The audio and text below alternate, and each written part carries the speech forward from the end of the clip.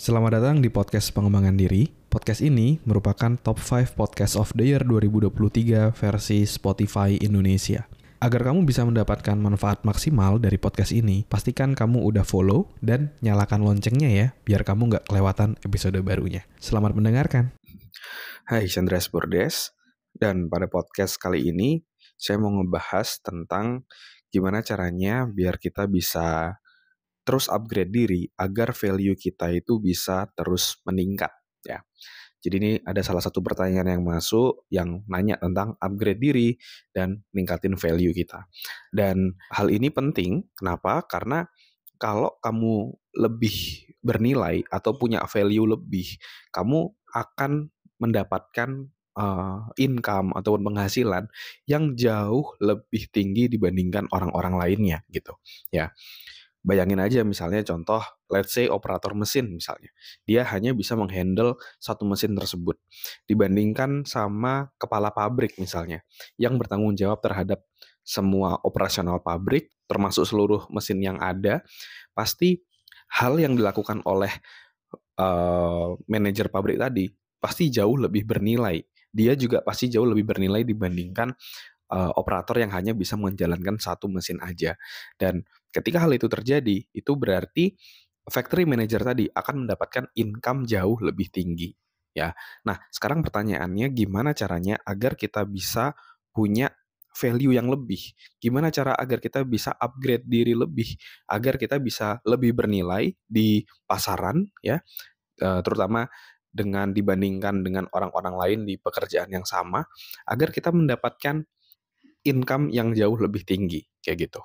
Ya, misalnya let's say kamu seorang HR, gimana biar kamu bisa lebih bernilai lebih.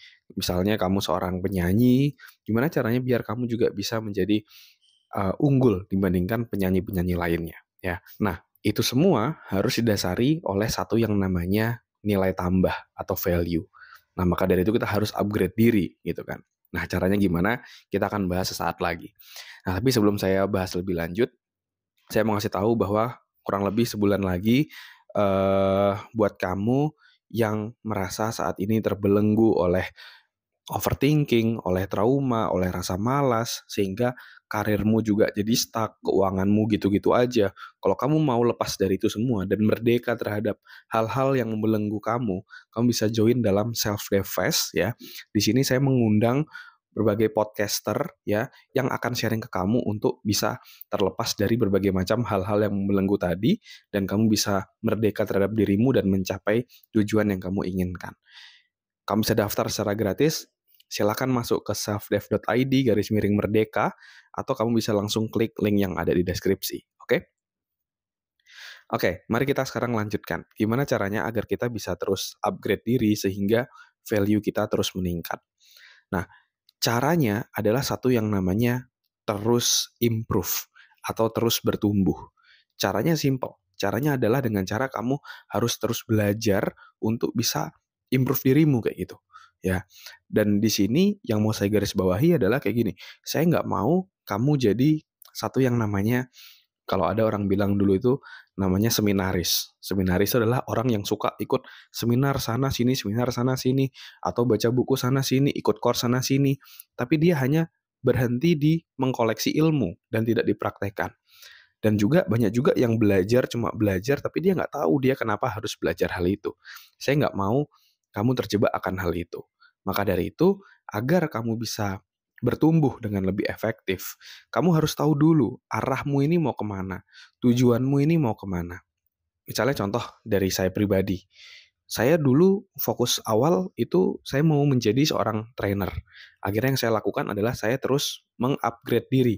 Oh, saya mau jadi trainer, berarti saya harus belajar tentang public speaking, harus belajar tentang training, tentang metode training, tentang melakukan training need analysis misalnya, tentang bagaimana metode mendevelop karyawan dan yang lainnya. Itu saya pelajari. Ya, saya pelajari, saya improve dan sampai akhirnya di tahun 2013 atau 2014 saya udah mulai menjadi seorang trainer. Ya. Tapi di satu sisi kalau saya melihat goal besaran saya tuh pengen menjadi direktur HR gitu, direktur human resource.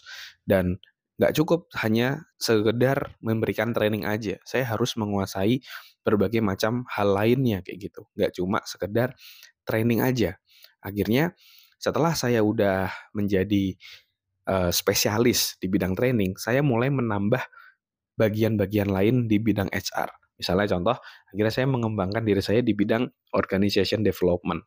Jadi kalau di HR itu, organization development itu tugasnya kayak bikin misalnya struktur organisasi, bikin KPI, bikin job desk, dan lain-lainnya. Akhirnya saya mulai belajar di sana, saya melanjutkan studi saya juga di Magister Psikologi Industri dan Organisasi, dan juga waktu itu akhirnya saya juga masuk ke konsultan untuk belajar dan juga terutama untuk praktek, di mana kalau saya merasa kalau masuk konsultan itu juga salah satu benefitnya portofolio kita jauh lebih meningkat lebih banyak. Karena dalam setahun aja kita bisa menghandle berbagai macam proyek dari berbagai macam perusahaan gitu kan. Dan akhirnya saya udah menguasai organization development. Akhirnya di situ value saya jauh lebih meningkat. Biasanya orang training hanya training aja, tapi saya bisa melakukan OD tadi, organization development, dan juga training.